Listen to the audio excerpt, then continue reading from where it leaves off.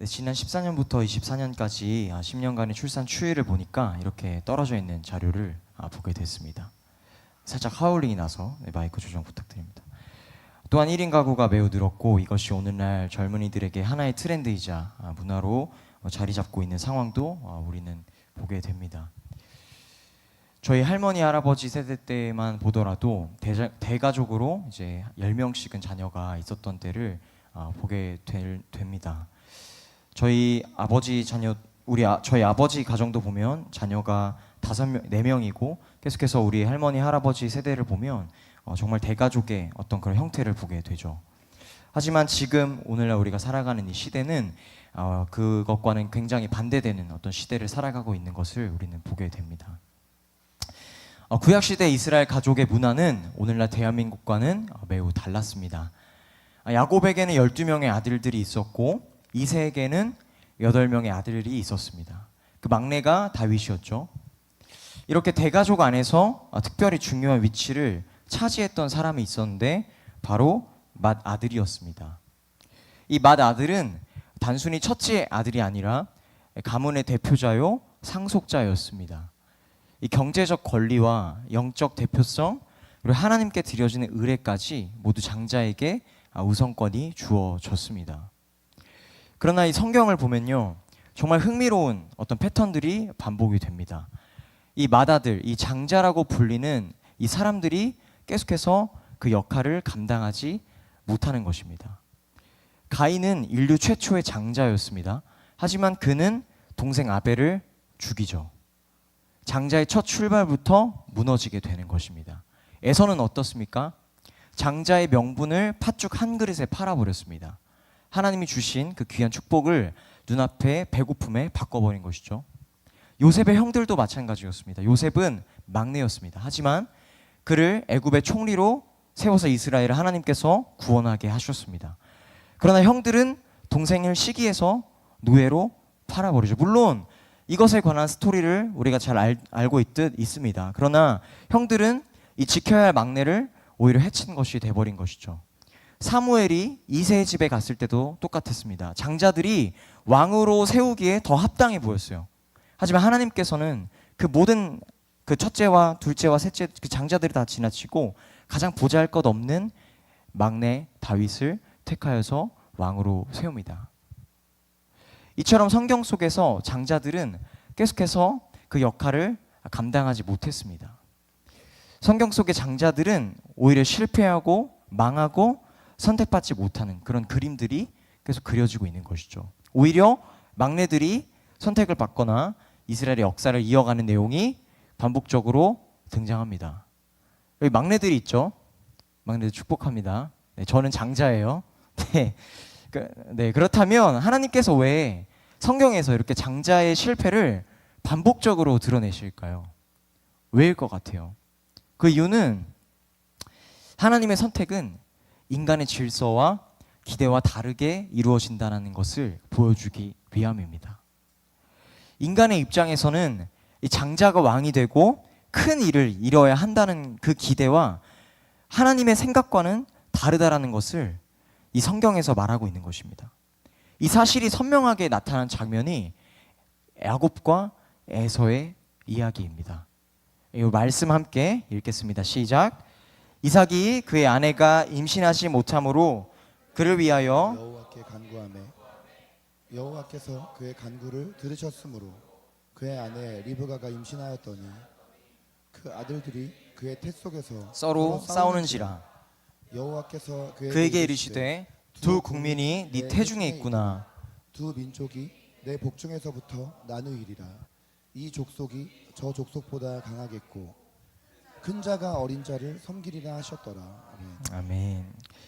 리브가의 태중에서부터 야곱과 에서는 싸웠습니다. 이들은 쌍둥이였거든요. 이 본문에서 하나님은 리브가에게 말씀하십니다. 두 민족이 네 복중에서부터 나누이리라.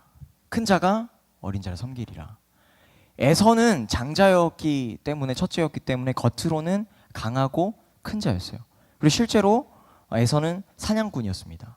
동물을 잡고 굉장히 체력이 좋고 그 어떤 산을 타고 이런 거에 탁월한 능력이 있었어요. 하나님의 주권, 하지만 하나님의 그 주권적 선택은 야곱에게 있었습니다. 에서의 후손은 훗날 에돔이 되었고요. 야곱의 후손은 훗날 이스라엘이 됩니다. 먼 미래에 이 두 민족은 대립하고 갈등을 겪게 돼요.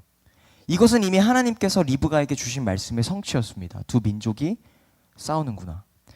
그러나 이 말씀은 단순히 두 민족의 역사에만 국한되지 않습니다. 성경에서는 계속해서 첫째는 실패하고 작은 자가 택함을 받는 이 패턴을 보여주면서 그 시선을 더 큰 하나님 나라의 완성, 구속사의 완성, 곧 예수 그리스도께로 끌고 갑니다.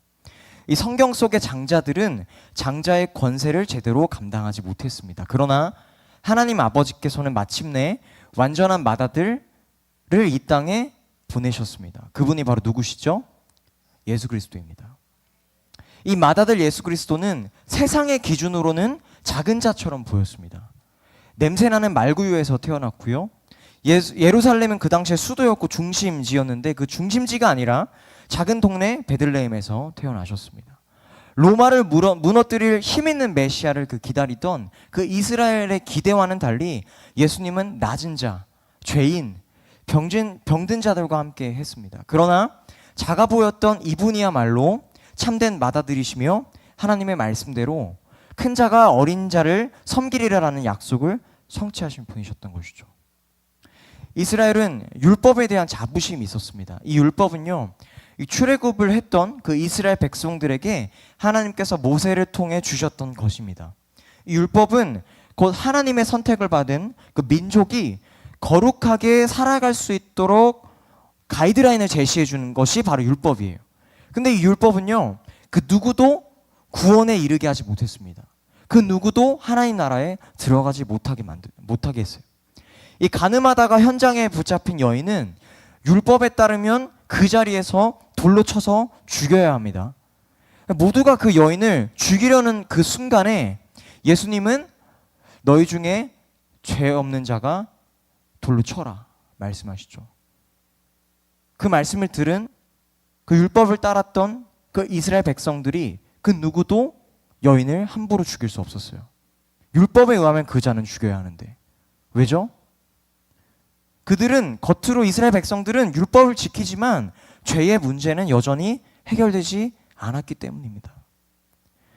그래서 하나님은 율법으로는 해결할 수 없는 죄의 문제를 해결하시기 위해서 맏아들 예수 그리스도를 보내신 것입니다. 히브리서 1장 2절은 이렇게 말합니다. 함께 읽겠습니다. 시작.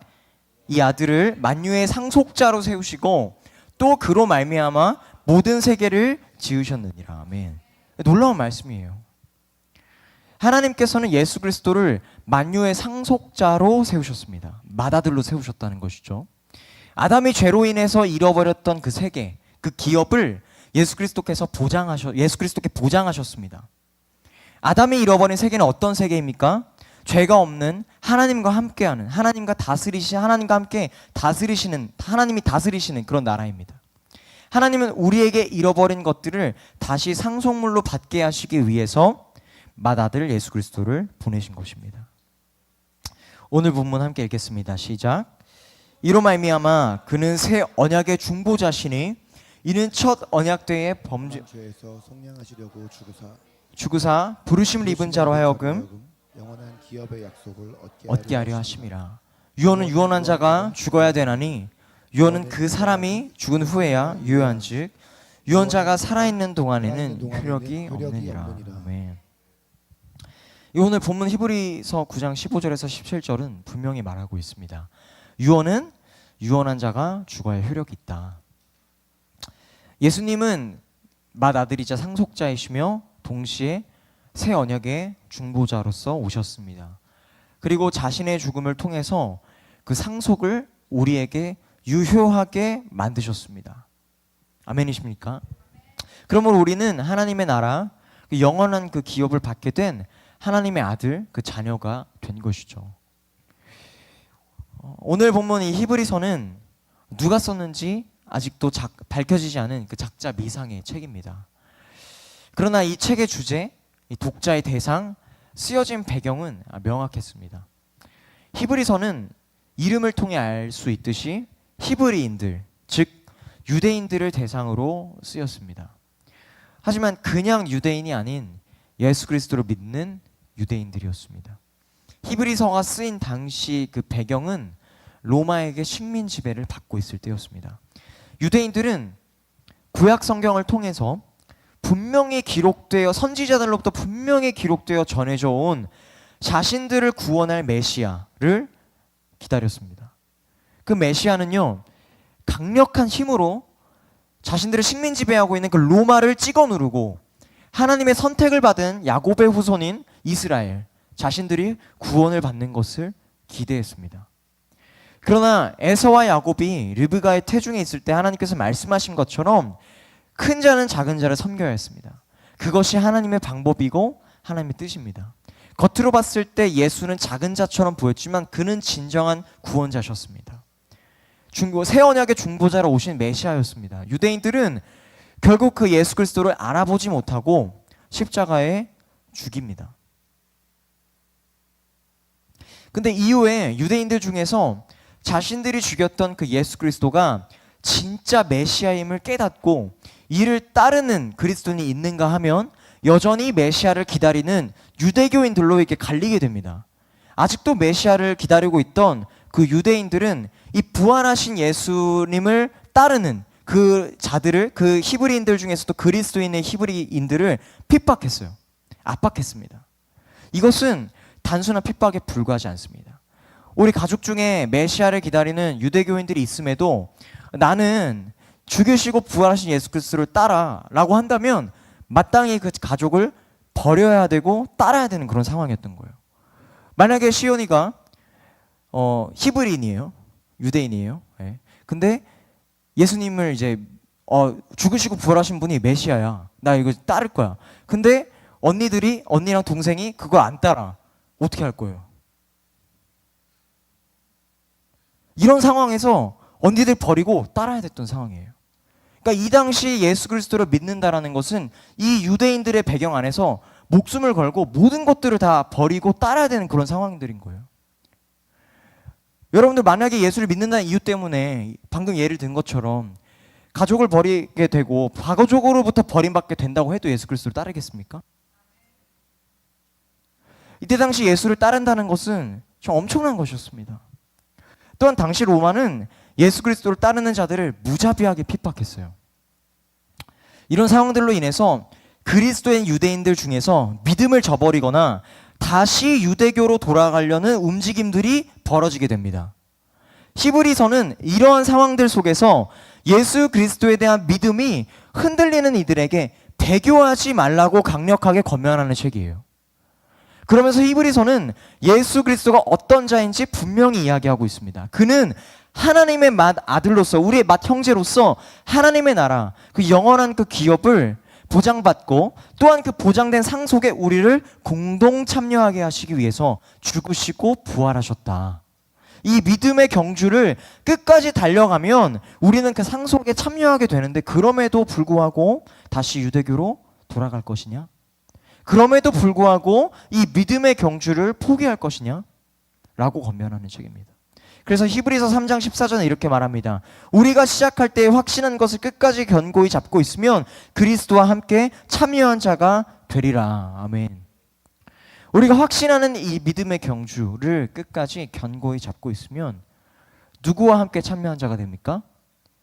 예수 그리스도, 그리스도와 함께 그리스도가 받은 그 상속에 공동 참여자가 된다고 말씀하시고 계십니다. 여러분, 예수 그리스도께서 보장받은 그 상속은 곧 통치권을 이야기합니다. 처음부터 아담이 받았던 기업은 통치권이에요. 하나님께서 세상을 만들고요, 아담을 만들고 사람을 만들고 이 땅을 다스릴 수 있는 권한을 주셨어요. 맞죠? 창세기에 기록되어 있습니다. 그래서 아담이 말하는 대로 동물의 이름이 지어졌고 식물의 이름이 지어집니다. 이거 엄청난 놀라운 권한이에요. 하나님께서 이 모든 이 어마어마한 이 세상을 만들고 이 세상을 다스릴 수 있는 권한을 주신 거예요. 근데 그 인간이 그 권한을 죄로 잃어버렸죠. 결국 맏아들 되신 그 예수 그리스도를 통해서 우리에게 그 권한이 다시 주어진 것입니다. 할렐루야. 따라서 여러분, 우리는 더 이상 이 죄와 사망 아래 끌려다니는 존재가 아닙니다. 현실에 끌려다니는 존재가 아닙니다. 히브리서 9장 15절에서 17절 말씀처럼 오늘 본문처럼 새 언약의 중보자로서 우리에게 공동 상속권의 다리를 놓아주신 그 예수 그리스도로 말미암아 통치권이 주어진 존재들인 것입니다. 우리 좌우 옆 사람에게 함께 선포할까요? 당신은 통치권을 받은 사람입니다. 당신은 통치권을 받은 사람입니다. 아멘. 당신은 통치권을 받은 사람입니다. 아멘. 믿으십니까?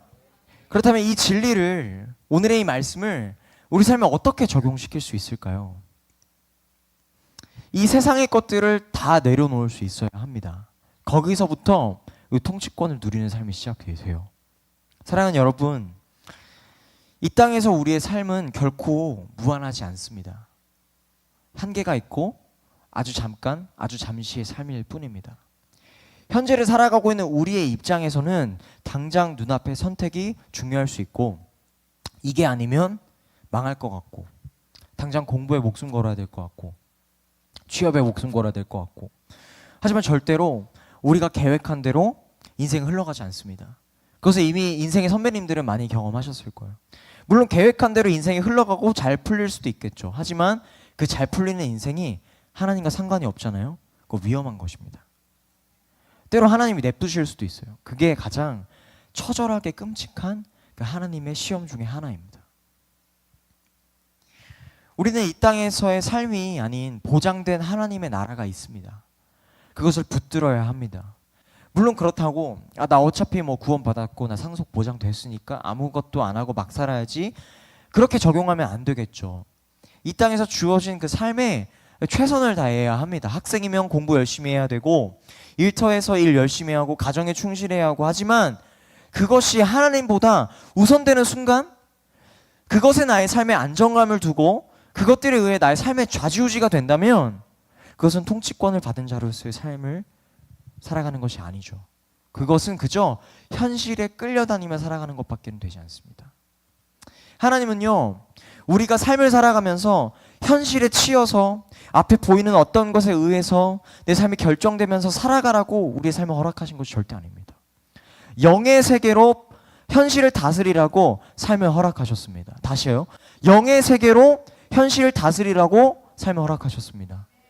보이지 않는 영원한 왕, 그 하나님께 내 삶을 내어 맡길 때 영의 세계에서 하나님은 우리의 현실에 있는 한계들을 뛰어넘게 하시는 것입니다.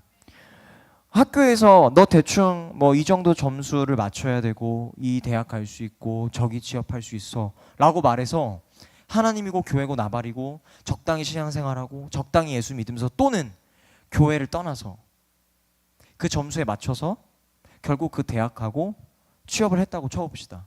그 이후에는요, 결혼해서 애 낳고 그 이후에는요, 먹고 살기 바빠서 돈 벌고 애 키우고 그 이후에는 노후 대비하다가 결국 죽는 인생. 이게 사실 우리가 살아가는 가장 그 현실적인 어떤 평균적인 우리 인생의 삶이잖아요. 인간의 삶이잖아요. 근데 이거는 그냥 이게 현실에 그냥 흘러가는 대로 살아가는 것밖에 되지 않습니다.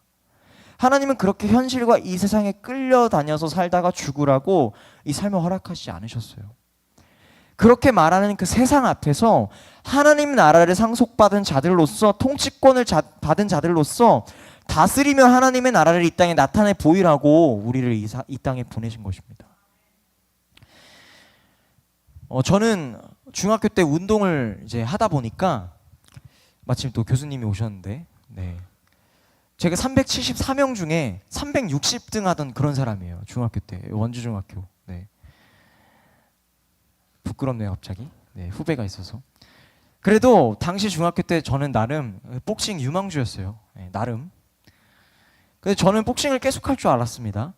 제 인생이 계획대로 됐나요? 전혀 아니에요. 저는 엉뚱하게 신학교에 진학을 해서 지금 여기서 이러고 있어요. 좋다는 얘기예요. 부정적인 얘기가 아니라 좋다는 얘기예요. 좋다는 얘기입니다. 이러고 있습니다. 좋다는 얘기예요. 그러니까 그리고 이제 신학교를 졸업해서 대학원에 왔어요. 주변 친구들이요, 진짜 저를 신기하게 쳐다봐요. 제가 이렇게 공부를 이렇게까지 할 수 있다라는 것을 신기하게 생각합니다. 제가 지금 여기서 설교를 이렇게 준비해가지고 하는 것도 제 그 중학교 때 저를 봤던 애들의 그 상상에는 말이 안 되는 겁니다. 이거는 제가 중학교 동창들 중에서 이제 저보다 공부를 잘했던 그 친구들은 다 본인이 원하는 좋은 대학 갔어요. 뭐 경희대 뭐 등등등 뭐 서울권 다 갔어요. 전교 뭐 10등 뭐 12등 2등 한 애들.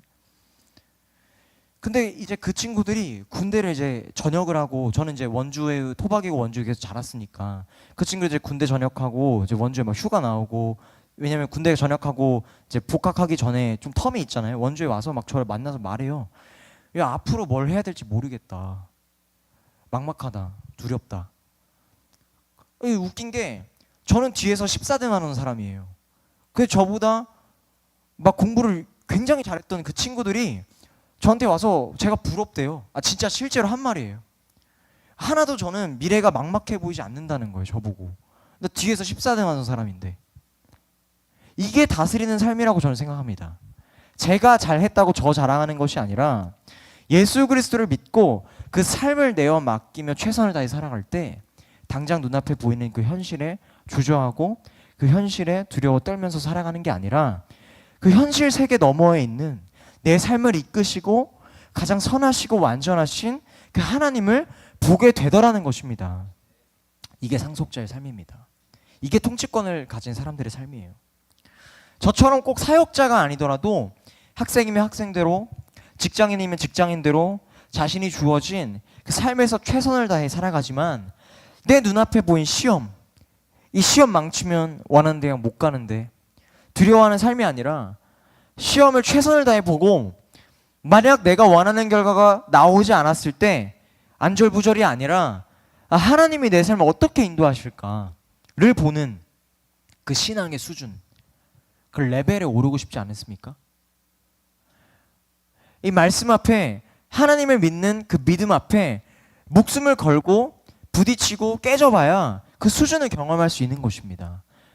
예를 들어서 말씀에 너희 중에 아들이 떡을 달래는데 돌 주고 생선 달라 했는데 뱀 줄 아버지가 어디 있겠느냐의 말씀을 믿고 목숨을 한번 걸어보는 거예요. 아, 진짜 내가 생각한 것보다 진짜 더 좋은 거 주나? 그런 경험들이 쌓여야 우리는 통치권 받은 자들로서의 그 삶을 누리면서 살아갈 수 있는 것입니다. 말씀을 정리하겠습니다. 이 이스라엘의 문화 안에서 볼 때 이 맏아들, 이 장자들은 이 아버지의 기업을 상속받을 수 있는 우선권이 있었습니다. 그러나 하나님께서는 계속해서 맏아들을 실패하게 하시고 오히려 작은 자처럼 보이는 그 막내들을 통해서 이스라엘의 역사들을 이끌어 가셨습니다. 그 이유는 진짜 맏아들 예수 그리스도를 나타내 보이시기 위함이었습니다. 겉으로 봤을 때 당연하고 크게 보이는 이들이 아닌 작아 보이고 보잘것없어 보이지만 진짜인 그 예수 그리스도, 그분이 아담이 잃어버렸던 그 통치권을 상속받은 맏아들이 되었고 그 맏아들 대신 예수 그리스도께서 죽으시고 부활하심으로 우리를 상속의 공동 첩려자가 되게 하셨습니다. 세상이 커 보이고 주변에서 말하는 게 진짜 같아 보이고 이 말씀을 따라가는 건 손해보는 것 같고 작아 보이지만 이미 하나님 나라를 상속받은 자들로서 이 땅에 소망을 두는 게 아니라 하나님 나라에 소망을 두며 믿음으로 하나님께 내 삶을 던질 때 우리는 현실을 다스리는 삶을 살게 되는 것입니다. 현실에 치여서 당장 눈앞에 놓인 것 때문에 진짜를 놓치지 마세요. 여러분 모두가 자신에게 주어진 삶을 통치하면서 믿음의 경주를 끝까지 달려나가시기를 축복합니다. 이 말씀을 준비하면서 제가 신학교 4학년 마지막 학기 때 이 히브리서를 이제 집중적으로 공부하는 과목을 듣던 게 이제 떠올랐어요. 제가 그 과목에서 이렇게 막 교수님 수업을 듣는데 눈물이 멈추질 않는 거예요. 눈물이 주체가 안 되는 거예요. 수업 시간 내내. 이 히브리서 가운데 나타난 이 복음이 저한테 감당이 안 되는 거예요. 여러분 주변에 믿지 않는 친구들을 보면 얼마나 두려워서 삽니까? 이 현실에 치여서 미래에 얼마나 두려워서 살아가요. 그러나 우리는 뭐 때로는 두려울 수 있지만 우리가 궁극적으로 두려워하지 않을 수 있는 것은 우리가 의지할 수 있는 분, 우리 아버지 되시고 우리의 맏형제 되신 하나님, 그리고 예수 그리스도, 그리고 우리 안에 내주하셔서 우리를 하나님께로 이끌어 가시는 그 성령님, 그 삼위일체 하나님이 있기 때문인 줄 믿습니다. 그 하나님께서 우리의 삶을 가장 잘 아시고 우리의 삶을 가장 선한 길로 인도하실 수 있는 분이세요. 그 하나님께서 우리가 아직 죄인 되었을 때에 그리스도께서 죽으심으로 말미암아 우리에 대한 자기의 사랑을 확증하셨습니다. 그 사랑으로 우리가 살아갈 수 있는 것입니다. 그 사랑을 붙들 때에 우리가 믿음으로 살아갈 수 있는 것입니다. 히브리서는 계속해서 이야기해요. 믿음의 경주를 달려나아가지 않겠니? 주변의 가족들이 야, 너 예수 왜 메시아를 기다리지 않아? 그 죽었다 살아난 건 사기야라고 얘기함에도 불구하고 아니야, 그 메시아는 진짜야라고 목숨 걸고 따랐던 그 자들에게 계속해서 얘기하고 있어요. 믿음의 경주를 계속해서 달려나아가자. 허다한 믿음의 조상들이 있지 않느냐? 아브라함, 노아, 모세, 그들도 계속해서 믿음으로 경주를 달려나아갔던 것이에요. 이 현실에 치여서 그 이스라엘 백성들이 그 광야에서 방황하는 그것들을 보고 그 현실에 너무나도 힘들었던 그 모세조차도 그 현실 너머에 있는 그 하나님, 나를 다스리시는 그 하나님을 붙들고 이 믿음의 경주를 계속해서 나아갔던 것입니다. 여러분, 오늘 말씀을 붙들고 우리가 계속해서 이 믿음의 경주로 나아가기를 소망합니다. 우리에게 주어진 그 상속권, 그 통치권을 가지고 이 세상을 다스리면서 우리의 삶을 다스리면서 살아가는 여러분들 되시기를 간절히 축복합니다. 그렇게 원하시는 분들은 우리 자리에 일어나서 다 같이 일어나서 우리 함께 우리의 삶을 가장 선하게 인도하시는 분, 우리 삶을 이끌어 나가시는 분, 그분 앞에 함께 찬양하며 예배하며 함께 나아가시겠습니다.